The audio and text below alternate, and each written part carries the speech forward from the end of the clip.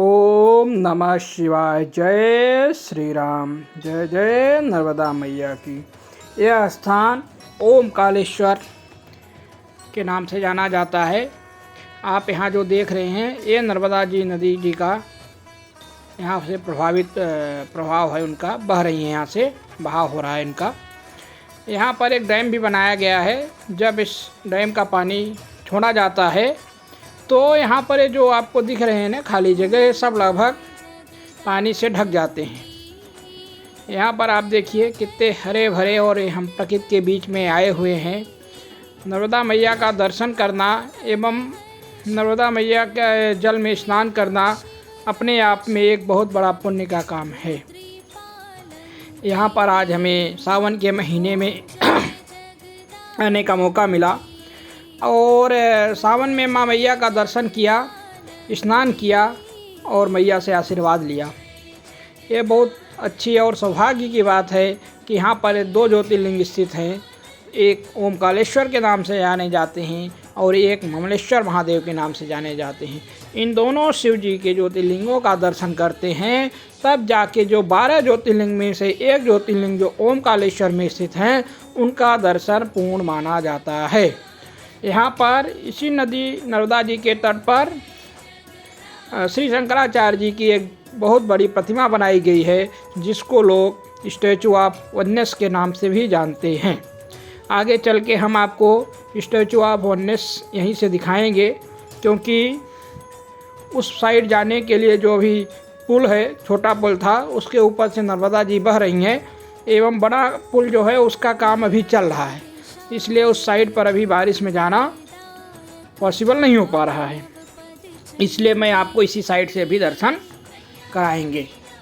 माँ नर्मदा जी एक ऐसी नदी हैं, एक ऐसी पवित्र नदी हैं कि इनके भक्त इनके चारों ओर परिक्रमा भी लगाते हैं। कोई बाइक से, कोई कार से और ज़्यादातर भक्त लोग पैदल ही माँ नर्मदा जी का परिक्रमा लगाते हैं। लोग 2-2 साल 3-3 साल तक कंटिन्यू चलते रहते हैं और माँ का परिक्रमा लगाते रहते हैं। ये भक्त लोग जब नर्मदा जी की परिक्रमा लगाते हैं तो एक साइड से दूसरे साइड नहीं जाते, इसलिए लगभग ये नर्मदा जी की जो नदी की लंबाई है लगभग 1300 किलोमीटर है, जो कि मध्य प्रदेश के अमरकंटक से निकली हुई हैं और गुजरात में जाके अरब सागर में मिल जाती हैं। भक्त लोग लगभग 3 से 3,500 किलोमीटर पैदल चलकर माँ नर्मदा जी की परिक्रमा लगाते हैं।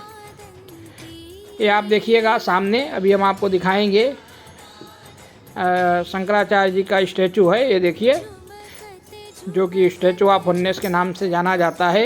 इस बार तो हमें उनके पास जाने का मौका नहीं मिला। अगली बार जब माँ नर्मदा जी का प्रभाव कम रहेगा, बहाव कम रहेगा, तो हम उस पार जाके आपको शंकराचार्य जी का दर्शन जरूर कराएंगे। माँ नर्मदा नदी के किनारे लाखों भक्त हैं, संत हैं, जो माँ नर्मदा जी के नदी का जल का सेवन कर अपना जीवन यापन व्यतीत कर रहे हैं।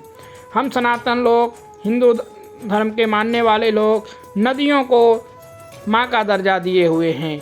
जिस प्रकार माँ अपने बच्चे का लालन पालन कर उसे बड़ा कर उसे जीवन दान देती हैं, उसी प्रकार नदियाँ हमारे ज़मीनों को उपजाऊ बनाती हैं, जिनसे किसान लोग खेती करके अनाज पैदा करते हैं और उन्हीं अनाज का सेवन कर हम लोग अपना जीवन चलाते हैं। इस प्रकार एक नदी लाखों करोड़ों लोगों को समय समय युगों युगों से जीवन यापन देती आ रही हैं, इसलिए नदियों को माँ का दर्जा दिया गया है। माँ नर्मदा नदी ही एक ऐसी पवित्र नदी है जिनके तट पर ओमकालेश्वर ज्योतिर्लिंग स्थित है एवं ये विंध्याचल पर्वत श्रेणी रेंज पे आता है यह स्थान।